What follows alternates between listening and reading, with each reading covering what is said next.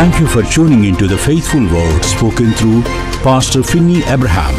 We believe that the word of God will not only transform you into His image, but also encourage you and empower you to move forward. As you listen to this message, we pray that you realize that His grace is sufficient for you.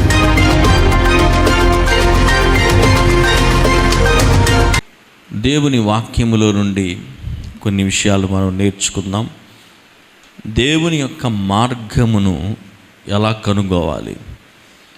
ఒక భక్తుడు ప్రార్థన చేశాడు, దేవా నీ మార్గమును నాకు తెలియచేయండి అని ప్రార్థన చేశాడు. చాలాసార్లు దేవుని మార్గాలు మనం కోరుకుంటూ ఉంటాం, కానీ వాక్యం ఏం చెప్తుంది అని అంటే ఆయన మార్గములు మనిషిని యొక్క ఆలోచనలకు అందనవుగా ఉంటున్నాయి, ఊహించుకునేవిగా ఉంటున్నాయి. మన ఆలోచనలకి, మన యొక్క విధానాలకి మించిన ఆలోచన దేవుని యొక్క ఆలోచన ఉంటుంది. చేతులెత్తి అందరూ హల్లెలూయా చెప్పండి, హల్లెలూయా. అయితే ఉదయకాల సమయంలో ప్రభు వాక్యములో నుండి దేవుడు తన మార్గములను ఎలా మనం తెలియదు, ఎందుకంటే అందనవి అంటాడు దేవుని వాక్యంలో కదా, నా మార్గములు కాదు మీ మార్గములు, నా తలంపులు కాదు మీ తలంపులు అంటాడు ప్రభు. కనుక దేవుని యొక్క ఆ మార్గాలు మనం ఎలా తెలుసుకుంటాం అనేది కొన్ని విషయాలు మనం నేర్చుకుందాం. ఈ ఉదయకాలశంలో ప్రభు మనందరితో కూడా మాట్లాడును గాక. దేవుని మార్గాలు అందుకని ఎప్పుడు కూడా మనిషిని ఆశ్చర్యపరిచేవిగా ఉంటున్నాయి దేవుని మార్గాలు. ఎందుకు అనంటే ఒక ఇంటిలో ఒక ప్రవక్త వెళ్ళాడు, ఒక రాజుని ఎన్నుకోవాలని చెప్పేసి వారి ఇంటికి వెళ్ళినప్పుడు అందరూ ఎక్స్పెక్ట్ చేసింది ఏంటంటే ఒక రాజు అంటే ఒక మిలిటరీ ట్రైనింగ్ అయ్యి మంచి ఫిట్నెస్ ఉండి అలాంటి వ్యక్తిని ఎన్నుకోబోతున్నారేమో అని అనుకున్నారు. కానీ ఇంట్లో అందరూ రిజెక్ట్ చేయబడ్డారు. ఒకడు ఎన్నుకోబడ్డాడు, ఎవరు అనంటే అసలు మనిషిని యొక్క ఆలోచనలోనే లేనివాడు. ఎక్కడున్నాడు అనంటే అడవిలో ఉండి గొర్రెలను కాసుకుంటా ఉన్నాడు. మీరు చెప్పండి, ఎవరైనా అతన్ని క్వాలిఫై చేస్తారా రాజు కింద? ఎవరు క్వాలిఫై చేయరు. కానీ ఆశ్చర్యం ఏంటంటే అటువంటి దావీదుని దేవుడు ఎన్నుకున్నాడు. మనిషికి మతిపోయింది దేవుడి దారి ఎలా ఉంటుందా అని. ఆ అర్థమైన వాళ్ళు స్తోత్రం చెప్పండి. దేవుని ప్రజలు ఎరుకో దగ్గరికి వెళ్ళినప్పుడు దేవుడు ఏం చెప్పాడు, ఈ ఎరుకో గోడ కూలటానికి మీ దగ్గర ఉన్న ఆయుధాలన్నీ తీసుకోండి, లేకపోతే ఇంకొన్ని ఆయుధాలు సమకూర్చుకోండి అని చెప్పలా. ఏం చెప్పాడు ఆయన? 6 సార్లు దాని చుట్టూ తిరగండి, 7వసారి బిగ్గరగా కేక వేసేప్పుడు గోడ కూలిపోద్ది అన్నాడు. అలా కూలిపోయి ఉంటే ఎన్ని ఇంటి పక్కన గోడలు కూలిపోయావు. హల్లెలూయా చెప్పండి. మనం స్తోత్రాలు చేస్తే గోడలు కట్టబడుతున్నాయి కానీ కూలబట్టలే కదా. కానీ ఎంత ఆశ్చర్యం అంటే మనుష్యుడు తన ఆలోచనలో ఊహించలేంది. ఒక మనుషులు కొంతమంది కూర్చొని కేవలము స్తోత్రం చెప్తుంటే మామూలు ఎరుకో గోడ కాదు కదా, చాలా పెద్దది ఎరుకో గోడ, దాని మీద ప్రయాణించగలిగినంత వెడల్పు ఉంటుంది. బైబిల్ గ్రంథం ఏం చెప్తుందంటే భూమికి సమానం అయిపోయిందంట. హల్లెలూయా చెప్పండి. అందుకనే ఆయన మార్గాలను అర్థం చేసుకుంటాం చాలా కష్టం. మరి ఆయన మార్గాలు అర్థం చేసుకుంటాం కష్టమైనప్పుడు ఎలా అడుగుతాం దారి చూపించమని ప్రభుని అనేది ఒక ప్రశ్న. ఇప్పుడు మీరు అందుకనే చూడండి, దేవుడు తాను ఎన్నుకున్న వారు కూడా ఎవరంటే జ్ఞానులైన వారు కాదు. ఆయన శిష్యులుగా ఆయన ఎన్నుకున్న వాళ్ళు PhD చేసిన వాళ్ళు కాదు. వాళ్ళు ఎవరు అని అంటే కేవలము చేపలు పట్టేవాళ్ళు, ఆ చేపలు కూడా సరిగ్గా పడతాం రానోళ్ళు. అలాంటి వారిని దేవుడు ఎన్నుకొని లోకమును తలకిందులు చేయటానికి దేవుడు వారిని ఎన్నుకున్నాడు. ఎందుకు ఈ మాటలు చెబుతున్నానంటే అసలు దేవుని మార్గాలు ఎప్పుడు కూడా మనకు అర్థం కానవుగా ఉంటాయి, మన ఆలోచనకి మించిన దారులై ఉంటాయి. కానీ మరి ఆ మార్గాన్ని మనం ఎలాగ అడిగేది అని అంటే దేవుడు తన మార్గాలు తెలియపరుస్తాడంటే ఎస్, ఆయన తెలియపరుస్తాడు. 103వ కీర్తన 7వ వచనాన్ని ఒకసారి మనం చదువుతున్నప్పుడు ఎక్కడేమని రాస్తుంది చూడండి. ఆయన మోషేకి తన మార్గములను తెలియజేసెను, ఇశ్రాయేలు వంశస్థులకు తన క్రియలను కనపరిచెను. అందరూ చదవండి. మోషేకి తన మార్గములను తెలియజేసెను, ఇశ్రాయేలీలకు తన క్రియలను కనపరచను. ఓన్లీ మోషేకి దారి చెప్పాడంట, ఇశ్రాయేలీలకి మాత్రం క్రియలు చెప్పాడంట. అంటే ఇప్పుడు 2 గ్రూపులు ఉన్నాం ఇక్కడ మనం. ఒక గ్రూపు ఆయన మార్గములను చూచేవారు, ఒక గ్రూపు ఆయన క్రియలను ఎరిగిన వారిగా ఉంటున్నారు. అంటే మార్గానికి క్రియకి తేడా ఏంటి అని మనం ఆలోచించినట్లయితే, క్రియలు దేవుడు ఏం చేయగలడు అనే దాన్ని తెలియపరుస్తాయి. మార్గాలు దేవుడు ఎవరు అనేది తెలియపరుస్తాయి. హల్లెలూయా చెప్పండి. పొద్దున్నే అర్థమవుతుంది అందరికీ? అర్థమైతే స్తోత్రం చెప్పండి. దేవుని సన్నిధిలో మనం సంతోషంగా ఆనందంగా ఉండాలి. హల్లెలూయా చెప్పండి. మొన్న రాత్రి విజయవాడ వెళ్ళాను ఒక మీటింగ్కి. ఆ మీటింగ్ పరిస్థితి ఏంటంటే, అసలు మీటింగ్ జరగనివ్వరంట. అక్కడ ఫ్లెక్స్ పెడితే ఫ్లెక్స్ పీకేస్తారు, పాస్టర్ గారు కారు వస్తే గద్దాలు బగలు కొట్టేస్తారు. చాలా భయంకరమైన ప్రాంతం. నిలబడి 1.5 గంటల సేపు చెప్పేసే వాక్యం. చుట్టుపక్కల వాళ్ళందరూ అపార్ట్మెంట్లకు బయట కూర్చొని వాక్యం విన్నారు. ఎందుకో తెలుసా? ఆయన సంఘం 50 మంది అయినా ఆ చుట్టుప్రక్కల ప్రభువుని ఎరగని వాళ్ళు చాలామంది అక్కడ కూర్చున్నారు. కూర్చొని వినేవాడిని ఆసక్తి బట్టి దేవుడు మాట్లాడతాడు. అక్కడ వచ్చేవాళ్ళని బట్టి ఏమి ఉండదు. మా దగ్గర ఏమన్నా అందరూ ఇదే వాక్యం చెప్తారు. కనుక మీ ఆసక్తిని బట్టి దేవుడు మీతో మాట్లాడతాడు. చాలా చోట్ల ఎంతోమంది వాక్యం ద్వారా దీవించబడుతున్న మాటలు వింటున్నప్పుడు చాలా సంతోషం వేసింది. అంటే దేవుడు ఎంత స్ట్రాంగ్గా మనందరితో ఇక్కడ మాట్లాడుతున్నాడు. ఇక్కడ మాత్రమే కాదు, ఈ మాటలు అనేక మందికి ఆదరణగా మార్చిన దేవునికి స్తోత్రం చెల్లిద్దాము. సో ఇక్కడ మోషేకి మార్గములను తెలియపరిచెను, ఇశ్రాయేలు వంశస్థులకు ఆయన క్రియలను కనపరిచెను. మీకు మార్గం కావాలా, క్రియలు కావాలా? సలవడి పేరేంటి చెప్పాలి? అందరూ చెప్పాలి. మార్గాలు కావాలన్న వాళ్ళు చేతులు ఎత్తండి. మిగతా వాళ్ళకి అక్కర్లా. మార్గం తెలుసుకుంటే ప్రయోజనం ఏంటి అని అంటే, దేవుడు ఎవరు అనేది తెలుస్తుంది. క్రియలు ఏం తెలియపరుస్తున్నాయి అంటే, దేవుడు ఏం చేయగలడనేది తెలియపరుస్తుంది.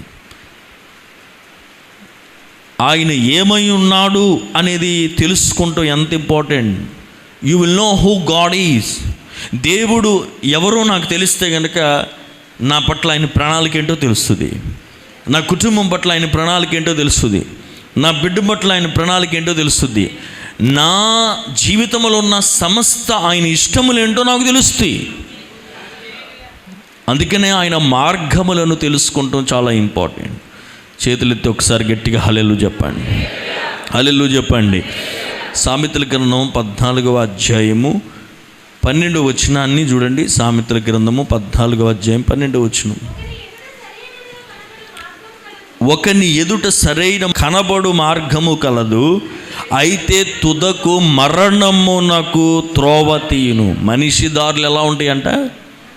అందరూ చెప్పాలి. మనిషి దారి ఎలా ఉంటుందంట? చూడ్డానికి త్రోవ చక్కగా అనిపిస్తుందంట. ఎండ్ ఆఫ్ ఇట్, దాని చివరికి వచ్చేపాటికి అది ఎలా ఉందంట?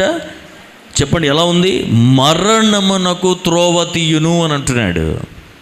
మీరు చెప్పండి, ఇప్పుడు మనిషి దారి కావాలా, దేవుడి దారులు కావాలి? మనకి దేవుని దారి కావాలి. మనకి ఆ దేవుని దారులు మన జీవితంలో చూడడానికి గాను దేవుని వాక్యములో నుంచి 3 సంగతులు దేవుడు కోరుకుంటూ ఉన్నాడు. ఎందుకు మోషేకి దేవుడు తన దారులు తెలియపరిచాడు అని అంటే, మోషే జీవితంలో కనబడుతున్న లక్షణాలను బట్టి, దేవుడు కోరుకుంటున్న లక్షణాలు, ఈ లక్షణాలు ఎవరి జీవితంలో ఉంటాయో వారికి దేవుడు దారి చూపిస్తాడు. ఊరకనే దేవా నాకు దారి చూపించంటే చూపించడు ఆయన. ఈ రోజున ఈ ప్రస్తుత దినాల్లో మనం ఉంటున్న ఈ దినాల్లో ఎలాంటివి అనంటే, విశ్వాసము చల్లబడిపోతున్న రోజుల్లో ఉన్నాం మనం. హల్లెలూయా చెప్పండి. విశ్వాసం అంటే కేవలము రక్షించబడటానికి మాత్రమే కాదు. బైబిల్ చదివితే రక్షించే విశ్వాసం ఉంది, పోషించే విశ్వాసం ఉంది, సహించే విశ్వాసం ఉంది, మనలను జీవింపజేసే విశ్వాసం ఉంది. హల్లెలూయా చెప్పండి. బైబిల్లో ఇన్ని రకాల విశ్వాసాలు. మనకు తెలిసింది రక్షించే విశ్వాసం ఒకటే. కానంట విశ్వాసమే మనిషిని పోషించేది, విశ్వాసమే మనిషిని పెంచేది, విశ్వాసమే మనిషిని వర్ధలింపజేసేది. అందుకని అంటాడు, వినుట వలన విశ్వాసము కలుగును, విశ్వాసం మూలముగా బతుకుతాడు నీతిమంతుడు. హల్లెలూయా చెప్పండి.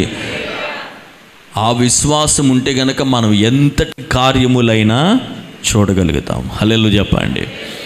నేను ఒక మాట చెప్తాను, దేవుని సన్నిధికి వచ్చిన తర్వాత నీ సొంత లెక్కలు వేసుకొని ప్రభువుని అడగకూడదు. ప్రభు ఎంత చేయగలడని లెక్క వేసుకొని అడగాలి. ఇక్కడికి వచ్చిన తర్వాత మనం అనుకున్నట్టుగా దేవుడు చేయడు. God always has his own way to do things. మరియ వెళ్ళి యేసయ్యకి చెప్తుంది, అయ్యా అక్కడ ద్రాక్షారసం అయిపోయింది అని అంటే ఆయన ఏమన్నాడు, నా సమయం ఇంకనూ రాలేదు. అలా చెప్తే మీరు ఊరుకుంటారా? 10 మంది దగ్గరికి వెళ్ళి యేసయ్య అలా అన్నాడని చెప్తాం మనం. అంటే ఆమెకు కూడా తెలియదు ఏ విధానములో ప్రభు అక్కడ చేస్తాడు అనేది. కానీ సమయం వచ్చినప్పుడు మనుష్యుని ఆలోచనలకు మించి రుచి లేని రంగు లేని నీటిని తీసుకొని దేవుడు అద్భుతమైన కార్యం చేశాడు.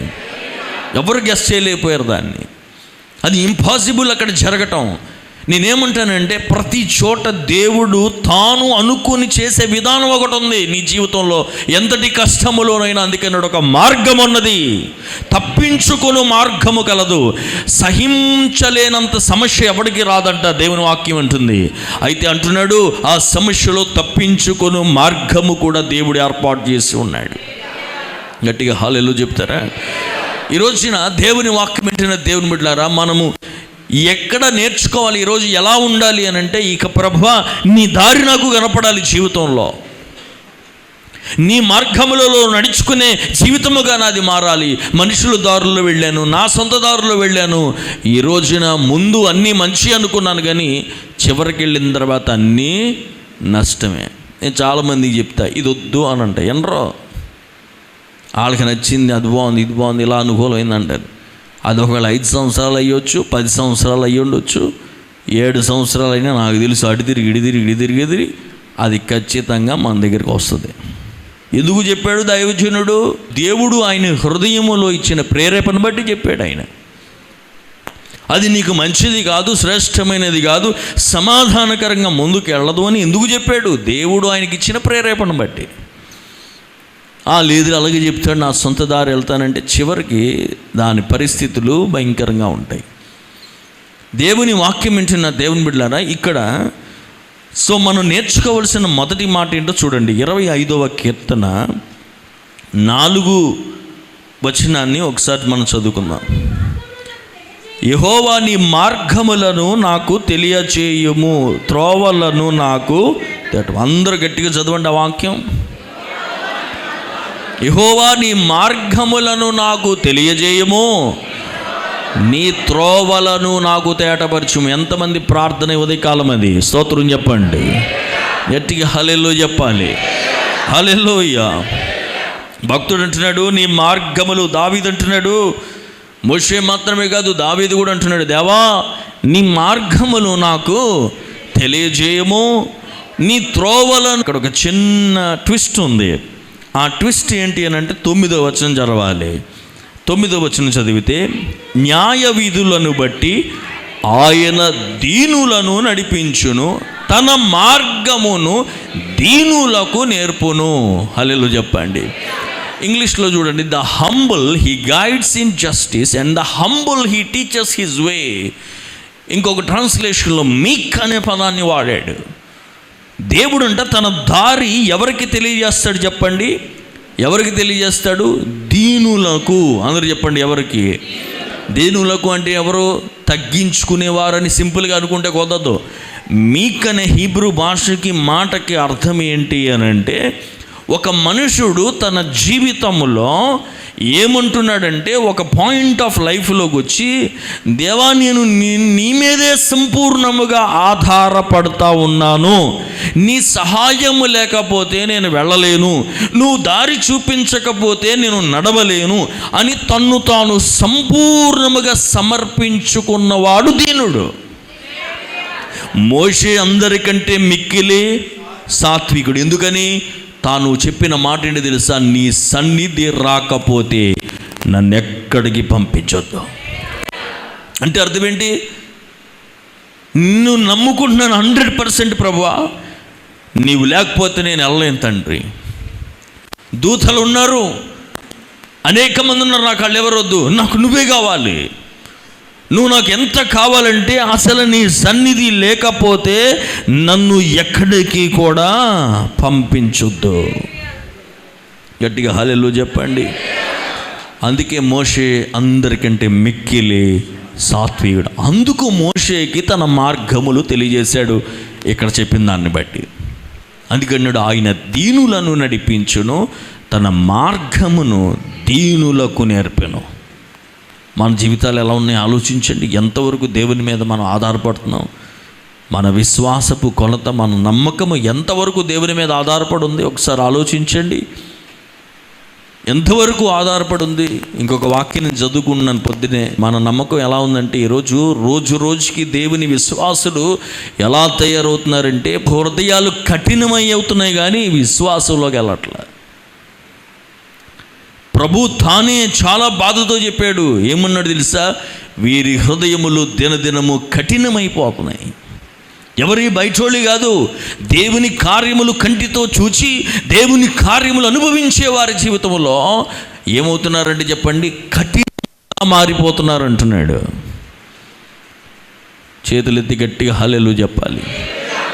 10 అద్భుతాలు అనుభవిస్తాం, 11వ చిన్న కష్టం వస్తే దేవుడు నాకు ఏం చేశాడండి అంటాం. అసలు నేను బతికిచ్చాడు, అందుకు స్తోత్రం చెప్పు. ఆ మాట చెప్పకుండా అసలు నిన్ను ఉంచకపోతే అది కూడా గోల లేదు. అసలు బతికించినందుకైనా స్తోత్రం చెప్పాలి నీవు. దేవుని వాక్యం ఇచ్చిన దేవుని బిడ్డలారా, కనుక మొదటిగా ఒకడు దేవుని మార్గము చూడాలి అని అంటే చెప్పండి ఏం అవసరము? దీనత్వం అవసరం. అందరు బిగ్గరగా చెప్పండి, కొంచెం గట్టిగా చెప్పాలి, కొంచెం గట్టిగా చెప్పాలి. ఆ దీనత్వం ఏంటి? నువ్వు లేకపోతే నేను లేను ప్రభా, నువ్వు నడిపించకపోతే నేను నడవలేను, నువ్వు సహాయము చేయకపోతే నాకు సహాయము రాదు ప్రభువా. అందుకే మోషే నిర్గమాకాండం 33వ అధ్యాయం 13వ వచనంలో ఏమన్నాడు? కలిగిన ఎడల కలుగునట్లుగా దయచేసి నీ మార్గములు నాకు తెలుపుము. చూడండి, అప్పుడేమంటున్నాడు? నువ్వు మార్గాలు చెబితే అప్పుడు నేను నీ గురించి తెలుసుకుంటానంటున్నాడు. హల్లెలూయా చెప్పండి. దేవుని మార్గాలు తెలుసుకుంటే మంచిది. ఎందుకో తెలుసా? ఎక్కడ దేవుని మార్గం ఉంటుందో అక్కడ దేవుని మహిమ ఉంటుంది. స్తోత్రం చెప్పండి గట్టిగా. రెండవది చూడండి, 77వ కీర్తన 13వ వచనం. దేవాని మార్గము పరిశుద్ధమైనది, దేవుని వంటి మహాదేవుడు ఎక్కడున్నాడు? ఇంగ్లీష్లో ఉన్నాడు, your way God is in the sanctuary, who is so great as a God as our God అన్నాడు. దేవా నీ మార్గము ఎక్కడ ఉందంట? పరిశుద్ధమైందని తెలుగులో రాశాడు కానీ నీ శాంక్చువరీలో ఉంది అంటున్నాడు. అక్కడ శాంక్చువరీ అనే పదానికి రాయబడిన మూల అర్థం ఏంటి అని అంటే సపరేట్ యువర్ సెల్ఫ్, ప్రత్యేకించబడిన కారణం చేతంట. హల్లెలూయా చెప్పండి గట్టిగా. అంటే కేవలము దేవుని మందిరంకి వచ్చి కూర్చోటం కాదు, దేవుని మార్గాలు కోరుకుంటున్న ప్రతి వ్యక్తి తాను అంటూ ప్రత్యేకించబడి కూర్చొని ప్రార్థన చేసుకునే అనుభవం ఉండాలి. నీకంటూ ఒక ప్రార్థన గది ఉండాలి, ప్రార్థన సమయం ఉండాలి, దేవునితో మాట్లాడుతున్న ప్రత్యేకమైన ఒక అనుభవం ఉండాలి నీ జీవితంలో. దేవుడు అంటున్నాడు, అలా కూర్చునే వాళ్ళకి నా దారి చెప్తాను నేను. హల్లెలూయా చెప్పండి. అలా ప్రత్యేకించబడి కూర్చున్న వారికి నేను దారి చెప్తాను అంటున్నాడు. హల్లెలూయా. ఈరోజు సమస్య ఏంటంటే మన ఆత్మీయ జీవితం ఎప్పుడు నిలకడగా ఉండాలి. మీరు చెప్పండి, ఎంతమందికి ప్రతిరోజు ఒక టైం ఫిక్స్డ్, ఈ టైం నా ప్రార్థన టైం అన్నవాళ్ళు ఎంతమంది ఉన్నారు? చూడండి, చాలా తక్కువ మంది ఉంటారు. మన టైం అంతా దేని మీద ఆధారపడుతుంది? కష్టాల పరిస్థితుల మీద ఆధారపడుతుంది. సమస్యలన్నీ తీరిపోయి ఉద్యోగం వస్తే ఉద్యోగం పెద్ద దేవుడు అయిపోతాడు. ఏమి లేకపోతే దేవుడు మనకి పెద్ద దేవుడిగా కనబడతాడు ఆయన. అలా కాదు, మన ఆత్మీయ జీవితం ఎప్పుడు నిలకడగా ఉండాలి. దేవుని మార్గములు మనము తెలుసుకోవాలి అని అంటే మీరు లోకములో చూడండి. లోకములో భక్తి చేసేవాళ్ళు చాలామంది కనబడతారు మనకి, అవునా? కానీ ఆ సత్యము కాని దాని కొరకు ప్రత్యేకంగా కూర్చొని దాని కొరకు వాళ్ళు చేసే ప్రయత్నాలు ఎంత ఘోరంగా కనబడతాయి. అంతా చేసి ఏమైనా సాధించారంటే కానీ సత్యం ఎరిగిన నువ్వు నేను ఎంతవరకు ఆ కృషి, ఎంతవరకు ఆ ప్రయత్నం, ఎంతవరకు ఆ త్యాగం, ఎంతవరకు ఆ సమర్పణ మన జీవితంలో ఉందో ఆలోచించుకోవాలి ఉదయకాలం. అందుకే దారులు నీకు కనపడట్లా. వారు సత్యమును ఎరగని వారై ఉండి కూడా వారు చేసేది ఏమైనా ప్రయోజనకరమైందంటే కాదు, కానీ వారు దానికి ఎంత సమర్పణ అయిపోయి ఉంటారు. నీవు నేను జీవము కలిగిన దేవుని తెలుసుకున్నాం. ఈ గొప్ప దేవుని సేవిస్తున్న మనము ఎంతవరకు ఒక శాంక్చురీ ఉంది నీ జీవితంలో. ప్రభు అంటున్నాడు, నీకు ఆయన సన్నిధిని అనుభవించే చోటు ఎక్కడుంది నీ లైఫ్లో అంటున్నాడు ఆయన. అర్థమైన వాళ్ళు హల్లెలూయా చెప్పండి. ప్రత్యేకముగా నువ్వు దేవుడు మాట్లాడుకునే ఆ ప్లేస్ ఎక్కడుంది రోజులో, ఎక్కడుంది నీ ఇంటిలో? అలా ఉంటేనే ప్రభు అంటున్నాడు, నేను నా మార్గములు నీకు తెలియజేస్తాను. స్తోత్రం చెప్పండి గట్టిగా. మూడో మాట 77వ కీర్తనలోనే 19వ వచనం చూడండి. నీ మార్గము సముద్రములో నుండెను, నీ త్రోవలు మహాజలములలో ఉండెను, నీ అడుగు జాడలు గుర్తింపబడక ఉండెను. దేవునికి స్తోత్రం. దేవుని మార్గం నాకు కావాలని అందరూ చేతులు ఎత్తారు. ఇప్పుడు చెప్పండి, ఆయన మార్గం ఎక్కడుందంట? మరి ఇప్పుడు ఎంతమందికి కావాలి? సముద్రము దగ్గర ఉందంట ఆయన మార్గం, జలములలో ఉందంట ఆయన మార్గం. కనుక దేవుని వాక్యం ఇచ్చిన దేవుని బిడ్డలారా, ఇశ్రాయేలీల ప్రజలు కూడా సముద్రం దగ్గరికి వచ్చేపాటికి కేకలేస్తున్నారు. ఏం చేయాలో తెలియక దారి లేదు. రెండు పక్కల కొండ, ఎదురుగా సముద్రం, వెనకాల శత్రువు. వాళ్ళు ఏడుస్తూ ఉంటే మోషే దేవుడికి ప్రార్థన చేస్తే దేవుడు ఏమన్నా తెలుసా? ముందుకు వెళ్ళిపో అన్న అన్నాడట. చెప్పండి ఏమన్నాడు? ముందేముంది?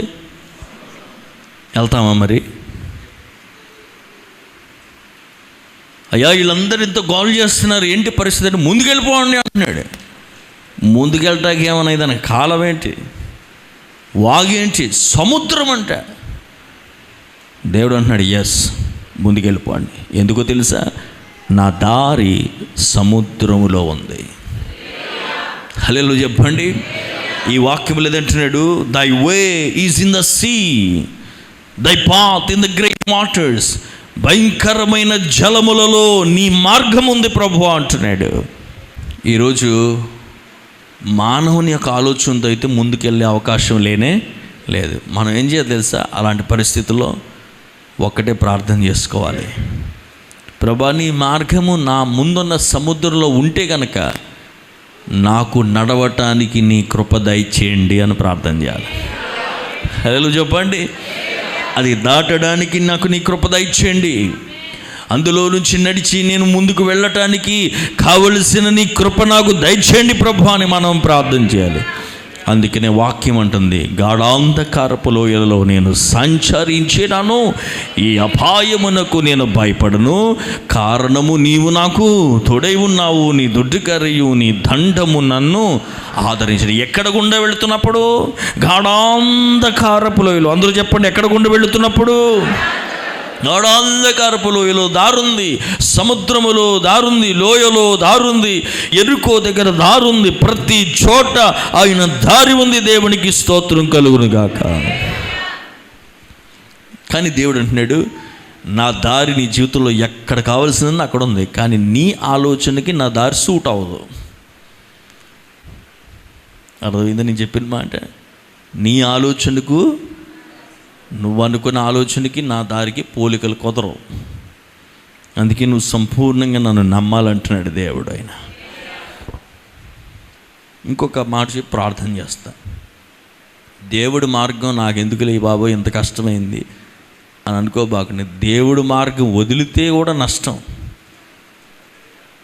దేవుని వాక్యం చదివితే ఆయన మార్గం వదిలేసినా కూడా కష్టం. ఆయన మార్గమును ఎరగకుండా ఉండి, లేకపోతే ఆయన చూపిస్తానన్నప్పుడు ఆయన మార్గంలో నడవకుండా వదిలేసుకున్నా అది ప్రాబ్లమే. అందుకనే నిర్గమాకాండంలో 32వ అధ్యాయము 8వ వచనాన్ని చూడండి.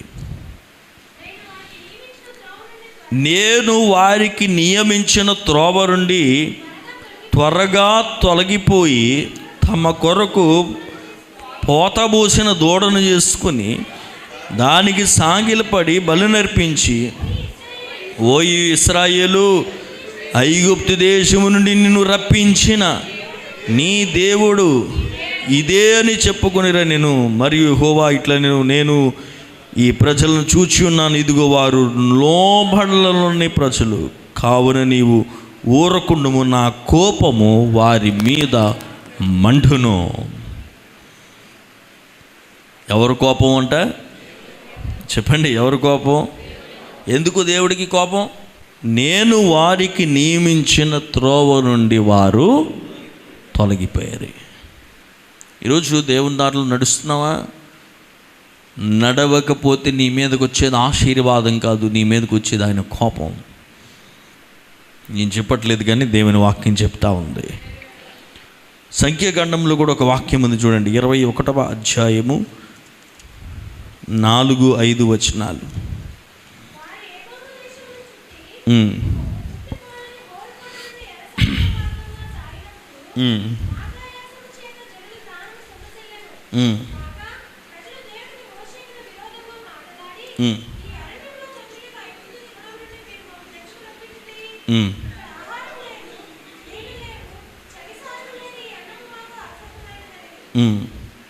అందుకు యెహోవా ప్రజల్లోకి తాపకరమైన సర్పములు పంపెను, అవి ప్రజలను కరవగా ఇశ్రాయేలీలో అనేకులు చనిపోయారు. కారణం ఎందుకు? కారణం ఏంటి చెప్పండి? దేవుడు పంపించే మార్గంలో నడవటం వీళ్ళకి ఇష్టం లేదు, నిరాశ వాళ్ళకి. దేవుడు మార్గం అంటేనే నిరాశ వాళ్ళకి. ఈ అధ్యాయం చదివితే విజయముతో ప్రారంభించబడిన అధ్యాయం, కానీ ఇక్కడ మనం చూస్తే దారి తప్పిన మరుక్షణం ఏం జరుగుతుందో చూడండి. కనుక ఉదయకాలం మనందరి ప్రార్థన ఏంటనంటే, దేవా నీ మార్గములు నాకు తెలియపరచుము. ఆయన మార్గములు చాలా అద్భుతంగా ఉంటాయి. అవి కంటికి కనబడవు, చెవికి వినపడవు, మనస్సు నాకు అర్థం కావు అసలు. ఆయన దారి సముద్రములో ఉందంట, జలముల్లో ఉందంటే. నీ గురించి ఆయన ప్రిపేర్ చేసిన వే చాలా గొప్పది. హల్లెలూయా చెప్పండి. నువ్వు అనుకున్న దారి వేరు, ఆయన నీకు అనుకుంటున్న దారి వేరు. ఆ దారి కోరుకో, నువ్వు నీ జీవితము అనేకులకి దీవెనకరంగా మారిపోతుంది. Thank you for taking your time and being with us. We believe you have been blessed, changed, encouraged, and empowered to live a fruitful life in Christ. Our address: Philadelphia Miracle Blessing Church, Elur, West Godavari District, Andhra Pradesh, India. Call for prayer 98498-97500 and 95504-33102. Watch YouTube for online Finney Faith.